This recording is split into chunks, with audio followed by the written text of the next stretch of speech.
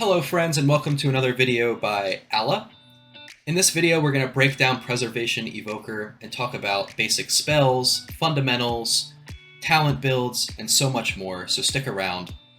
Excited to talk about this amazing new class that Blizzard has created. As always, don't forget to hit that subscribe button on YouTube or to come and follow me on Twitch. All of your support I'm so grateful for as we continue to produce content on Evoker. So let's get started on fundamentals. We're going to break down 4 of the basic fundamental resources that Evoker is tied to. So for healers, we'll talk about mana, which is the basic resource for casting spells, and essence. This is a new resource added just for Evoker that consumes and rebuilds charges based on the spells that you're casting. So for Evoker, Disintegrate and Emerald Blossom consume 3 charges and Echo consumes 2. These will recharge passively over time and are buffed by passive abilities like Power Nexus, Essence Burst, and Innate Magic. Then we're also capped by a 25-yard range, so this produces some interesting scenarios for the class as well. And lastly, we'll talk about empowerment. So there are 3 spells that the Preservation Evoker uses for empowerment: Spirit Bloom, Fire Breath, and Dream Breath. This increases the potency of a spell as you hit that charge button, hold it down, and then cast it. As always, with many healers, but particularly with Evoker, timing is everything. For all of our spells, being able to use them in the correct rotation at the correct times is going to be critical, and we're going to break that down in this video. But first, let's talk about basic spells for Evoker. There are many different and versatile spells which contribute not only to healing, but to damage and the now undoing of damage taken. For instance, we have Living Flame and Disintegrate. Living Flame is our versatile healing or damage spell, which is buffed by abilities like Leaping Flames or Scarlet Adaptation. It can be very powerful if used correctly. We have Echo, which is our hallmark healing spell. Now this one's really interesting. It acts as both a Riptide-like ability that also can replicate spells like Atonement. You'll see it here. Look at the replication in this video. We cast Echo into Rescue and it did a massive amount of healing, as you can see on those meters. Next up we have Spirit Bloom, which I would say is our hallmark healing spell in dungeons. It can empower up to 4 levels with the Font of Magic ability and can heal up to 4 allies. You'll be casting this spell a lot in dungeons. It's very potent and can even be used as a single target spell at 1 empowerment level to heal up the tank. Then we have Rescue. This is our primary single target healing ability. Again, you can ramp Echoes and have this spell replicate onto party members, but in a last minute ditch scenario you can use Rescue to keep someone from dying as well. And it also helps with movement. So it's a great little ability that we have in the general tree. Then there's Reversion. This heals people for upwards of 17 to 21k over time and is buffed by spells like Golden Hour and Timeless Magic. We'll talk more about that in the talent build. And then we have Dream Breath, another empowered ability. Can be helpful in a pinch, but isn't always used in Mythic Plus. Fire Breath, which we use for damage, and can also be used to interact with other abilities like Life Giver's Flame. And lastly, we have Emerald Blossom. We don't cast this one a whole lot, but it can be very helpful. Its effectiveness, of course, only hampered by how tightly clumped your group is. So next, let's jump into cooldowns, and boy, let me tell you, Preservation Evoker has some absolutely beefy cooldowns. We're going to talk about 3 in this section, and then a couple more in the guide to come. And first, we're going to talk about the big kahuna of them all, Rewind. This ability rewinds damage taken in the last 5 seconds by all allies, and is increased by 100% when not in raid. This tooltip says 25% and 2 charges because I've taken the Borrowed Time ability. However, normally it rewinds 50% of damage taken and has 1 charge, and it's just an absolute chonker. I love this ability, and it's so fun to press and undo damage. And then next we have Stasis.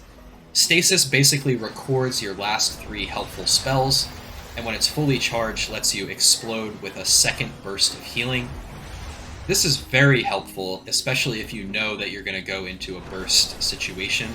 You can do your burst rotation, record it, and then save it up to use as I do here in this video once people take damage. You're going to see that here in a second. Boom. Stasis. Heal the party back up to full. Super fun. And then lastly but not least, a super helpful cooldown / utility is Tip the Scales. Compress time to make your next empowered ability cast instantly. Can't tell you how useful it is to be able to cast a Spirit Bloom or a Fire Breath instantaneously at full empowerment level for healing or damage. But next, ladies and gentlemen, we're going to talk about talent. Friends, let's spend some time talking about the talent tree.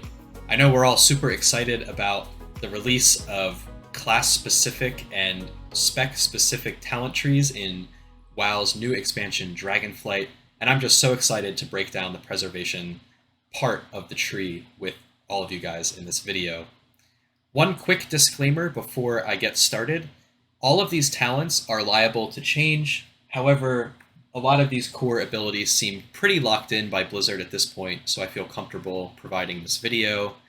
Additionally, I will not be going over all of these specific abilities in detail.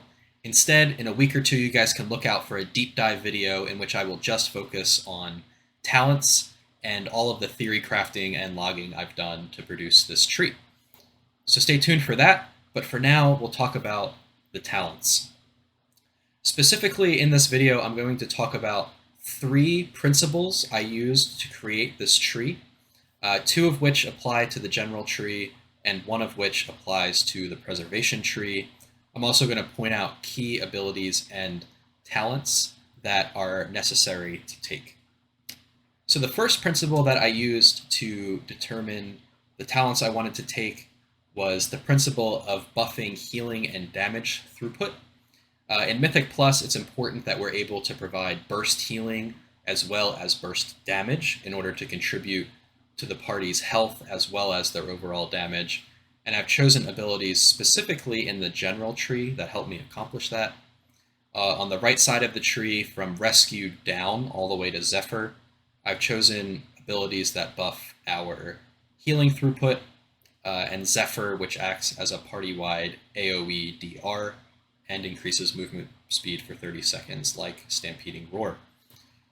All of these spells help us contribute to throughput, and spells like Zephyr can help reduce incoming damage to help set up for using our damage cooldowns. On the left-hand side here, I did take Quell, which having that interrupt can be helpful when all of the other people's or party members' cooldowns interrupts are on cooldown, and can just be helpful in a pinch to help reduce that incoming damage if something big's about to get missed.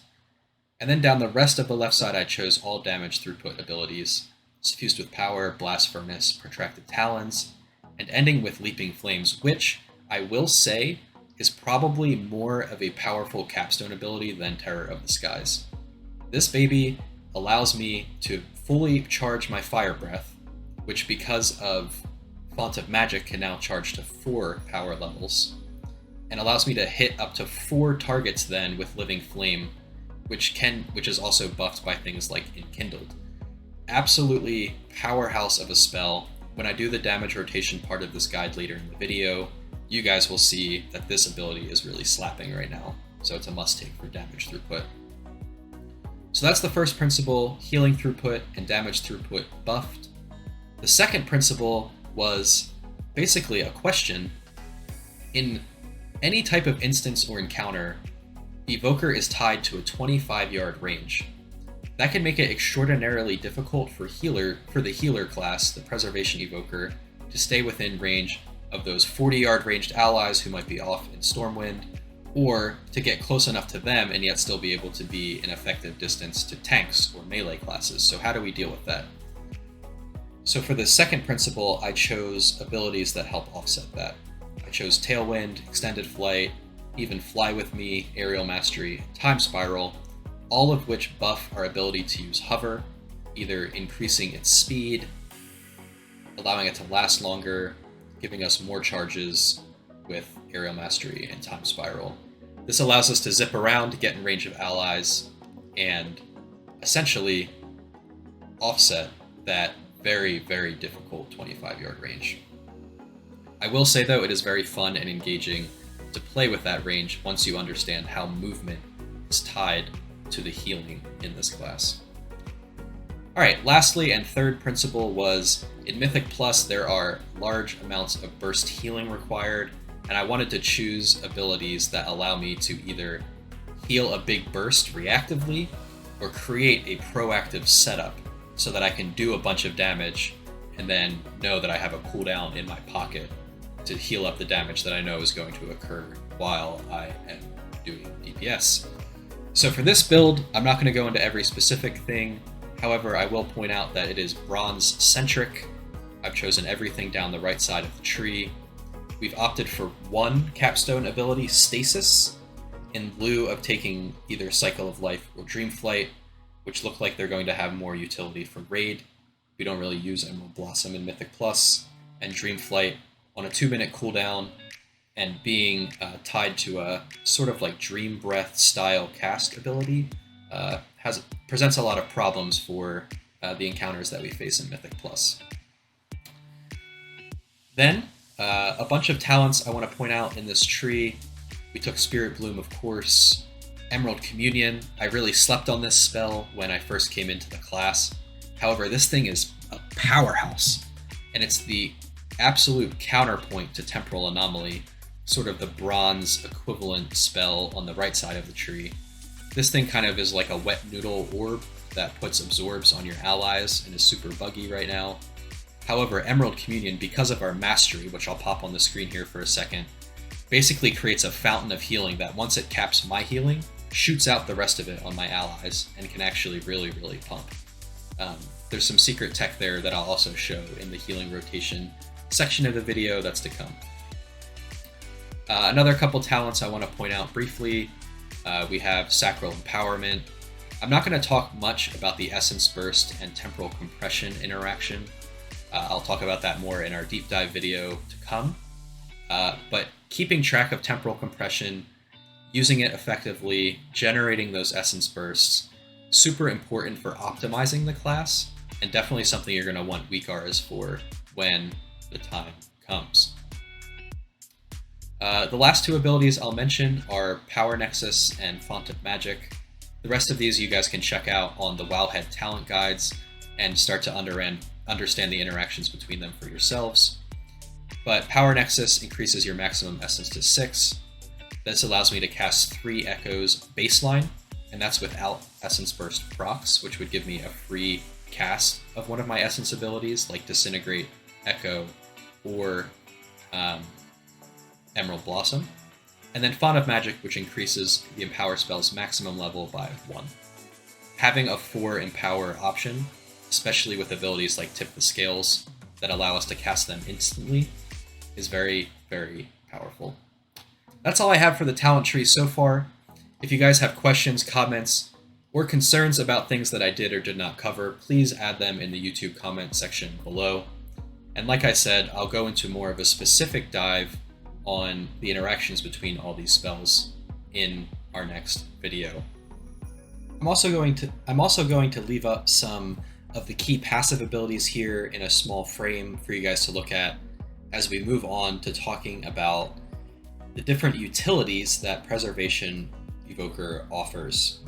So there are some key abilities that I want to go over here, and we're going to look at them briefly now that we're taking a break from the talent build and before we talk about rotation.